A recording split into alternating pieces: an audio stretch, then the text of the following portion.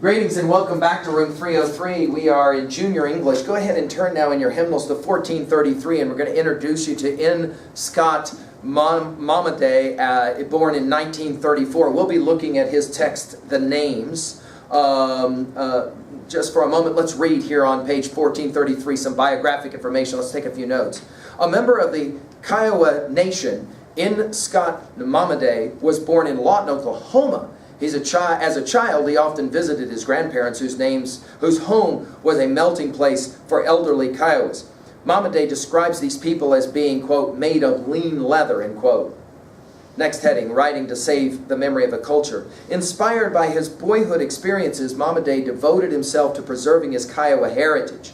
His first book, House Made of Dawn, from 1969, is a novel about a young Native American torn between his roots and white society. The book earned Momaday a Pulitzer Prize. In the mid-1960s, the author made a pilgrimage to his grandmother's grave in western Oklahoma. He wrote about that experience in his best-known work, The Way to Rainy Mountain, 1969. A collection of personal anecdotes and retellings of Kiowa myths and legends. Momaday has since published poetry essays and a memoir, The Names, in 1996. We'll be reading from this one. His work provides the reader with a deeper understanding of Native American culture, both past and present. In 2007, Momaday was awarded a National Medal of Arts. He has taught at Berkeley, Stanford, and the University of Arizona. This is an interesting quote. You might want to write it down at the bottom of 1433. Momaday says, language and the sacred are indivisible. You cannot separate them. It's a compelling idea. Let's read a little bit of background information on 1434 at the top of the page. In the book-length memoir from which this excerpt is taken, N. Scott Momaday weaves together poetry, prose, photographs, and drawings to describe his childhood, his family, his ancestors. As Momaday explains, Kiowa society is a horse culture. In this section, Momaday focuses on the story of a favorite horse and the beginnings of his own independent journey through life. Many of us who, of course, live and have grown up, many of us out here in Wyoming, love, of course, horse culture. In reading this nonfiction piece, let's write that down in 2B. This is a nonfiction memoir piece. In other words, this is going to be true stuff. Students will travel with a young Kiowa boy on a journey of discovery and personal growth. The speaker, presumably young Momaday, recounts his travels on the horse he receives as a 13th birthday gift. As he journeys across his southwestern homelands, the boy recognizes how his physical journey is intertwined with a spiritual journey towards connection with his Kiowa heritage. You might already go ahead and jot down, this is the last reading of our junior English textbook.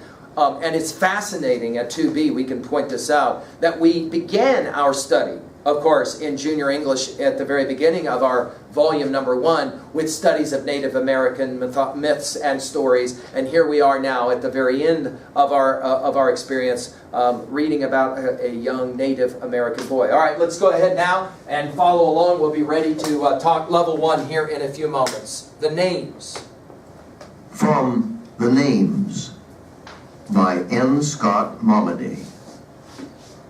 I sometimes think of what it means that in their heyday, in 1830 say, the Kiowas owned more horses per capita than any other tribe on the Great Plains.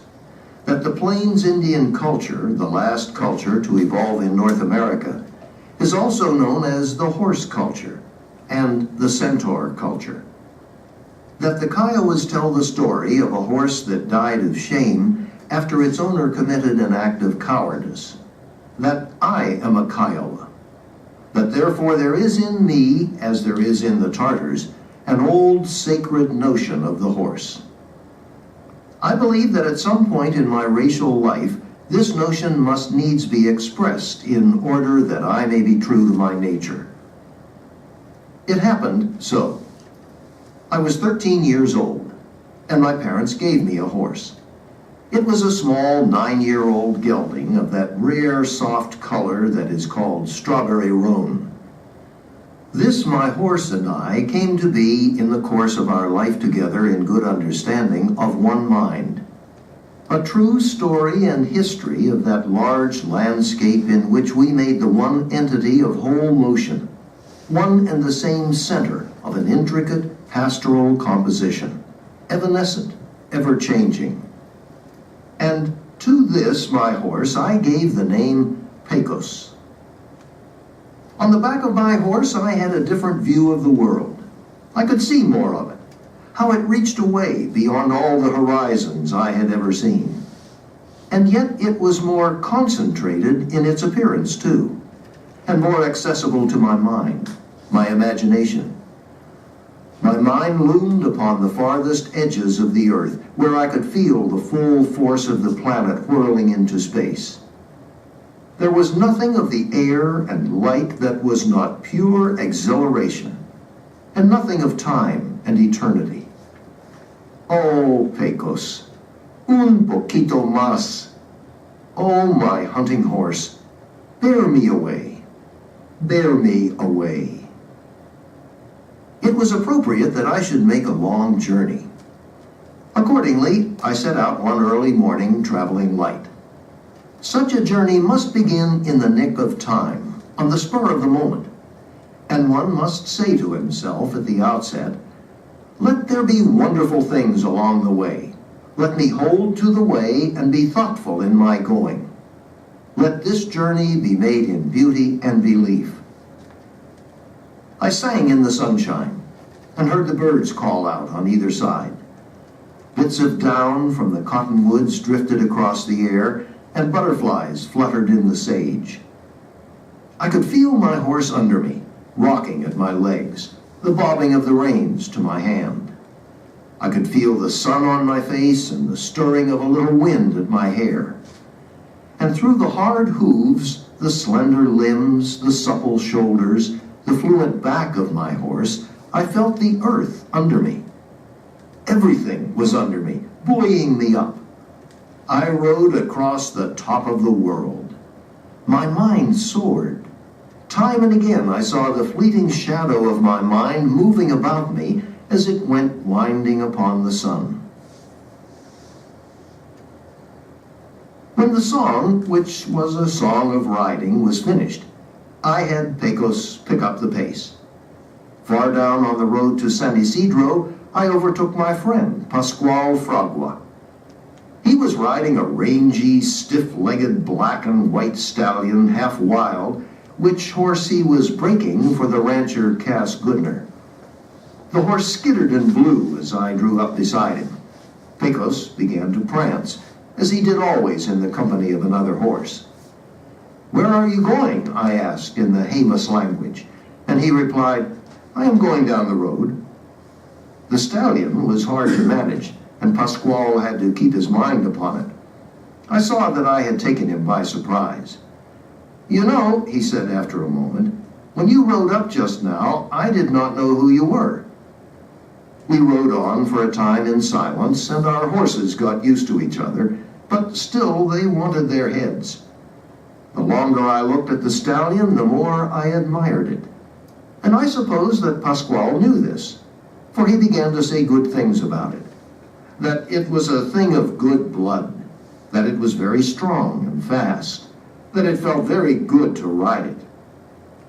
The thing was this, that the stallion was half wild, and I came to wonder about the wild half of it. I wanted to know what its wildness was worth in the riding. "Let us trade horses for a while," I said. And, well, all right, he agreed. At first, it was exciting to ride the stallion, for every once in a while it pitched and bucked and wanted to run. But it was heavy and raw-boned and full of resistance, and every step was a jolt that I could feel deep down in my bones. I saw soon enough that I had made a bad bargain, and I wanted my horse back, but I was ashamed to admit it. There came a time in the late afternoon, in the vast plain far south of San Isidro, after 30 miles perhaps, when I no longer knew whether it was I who was riding the stallion or the stallion who was riding me. "Well, let us go back now," said Pascual at last. "No, I am going on, and I will have my horse back, please," I said. And he was surprised and sorry to hear it, and we said goodbye. "If you are going south or east," he said, "look out for the sun, and keep your face in the shadow of your hat. Vaya con Dios." And I went on my way alone then, wiser and better mounted, and thereafter I held on to my horse. I saw no one for a long time, but I saw 4 falling stars and any number of jackrabbits, roadrunners, and coyotes, and once across a distance I saw a bear, small and black, lumbering in the ravine. The mountains drew close and drew close again, and after several days I swung east. Now and then I came upon settlements. For the most part they were dry, burnt places with Spanish names: Arroyo Seco, Las Piedras, Tres Casas. In one of these I found myself in a narrow street between high adobe walls. Just ahead on my left was a door in the wall. As I approached, the door was flung open, and a small boy came running out, rolling a hoop.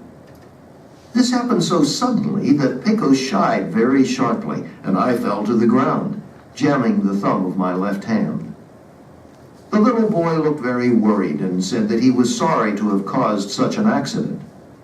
I waved the matter off as if it were nothing, but as a matter of fact my hand hurt so much that tears welled up in my eyes. And the pain lasted for many days. I have fallen many times from a horse, both before and after that. And a few times I fell from a running horse on dangerous ground. But that was the most painful of them all. In another settlement, there were some boys who were interested in racing. They had good horses, some of them, but their horses were not so good as mine, and I won easily. After that, I began to think of ways in which I might even the odds a little, might give some advantage to my competitors. Once or twice, I gave them a head start, a reasonable head start of, say, 5 or 10 yards to the 100. But that was too simple, and I won anyway. Then it came to me that I might try this. We should all line up in the usual way, side by side, but my competitors should be mounted, and I should not. When the signal was given, I should then have to get up on my horse while the others were breaking away. I should have to mount my horse during the race. This idea appealed to me greatly, for it was both imaginative and difficult, not to mention dangerous. Pecos and I should have to work very closely together. The first few times we tried this, I had little success. And over a course of 100 yards, I lost 4 races out of 5. The principal problem was that Pecos simply could not hold still among the other horses. Even before they broke away, he was hard to manage. And when they were set running, nothing could hold him back, even for an instant. I could not get my foot in the stirrup, but I had to throw myself up across the saddle on my stomach, hold on as best I could, and twist myself into position, and all this while racing at full speed. I could ride well enough to accomplish this feat, but it was a very awkward and inefficient business. I had to find some way to use the whole energy of my horse, to get it all into the race. Thus far, I had managed only to break his motion, to divert him from his purpose and mine. To correct this, I took Pecos away and worked with him through the better part of a long afternoon on a broad reach of level ground beside an irrigation ditch. And it was hot, hard work. I began by teaching him to run straight away while I ran beside him a few steps, holding on to the saddle horn with no pressure on the reins. Then, when we had mastered this trick, we proceeded to the next one, which was this. I placed my weight on my arms, hanging from the saddle horn, threw my feet out in front of me, struck them to the ground, and sprang up against the saddle. This I did again and again, until Pecos came to expect it and did not flinch or lose his stride. I sprang a little higher each time. It was in all a slow process of trial and error, and after 2 or 3 hours, both Pecos and I were covered with bruises and soaked through with perspiration. But we had much to show for our efforts. And at last the moment came when we must put the whole performance together. I had not yet leaped into the saddle, but I was quite confident that I could now do so. Only I must be sure to get high enough. We began this dress rehearsal then from a standing position. At my signal, Pecos lurched and was running at once, straight away and smoothly. And at the same time, I sprinted forward 2 steps and gathered myself up, placing my weight precisely at my wrists, throwing my feet out and together perfectly. I brought my feet down sharply to the ground and sprang up hard as I could, bringing my legs astraddle of my horse. And everything was just right, except that I sprang too high.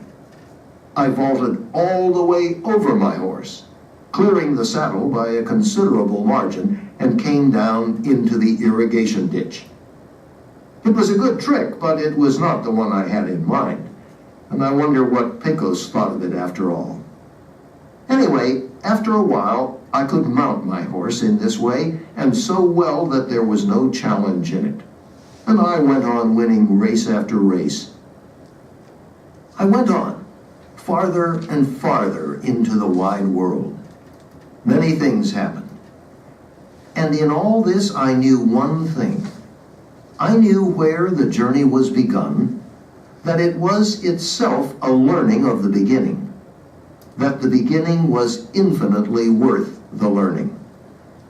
The journey was well undertaken, and somewhere in it I sold my horse to an old Spanish man of Vallecitos. I do not know how long Pecos lived. I had used him hard and well, and it may be that in his last days an image of me, like thought, shimmered in his brain. All right, let's turn for just a moment before we get into our 3 levels of reading with this text. Jump back to page 1437 really quickly, and let's just make sure we recognize this mythology connection of the centaur. There's some comment, obviously, about this in the text. In his first paragraph, N. Scott Momaday refers to the Plains Indian culture as the centaur culture. In alluding to that mythical creature with the upper body of a man and the lower body of a horse, Momaday indirectly places his discussion within the larger context of cultural history.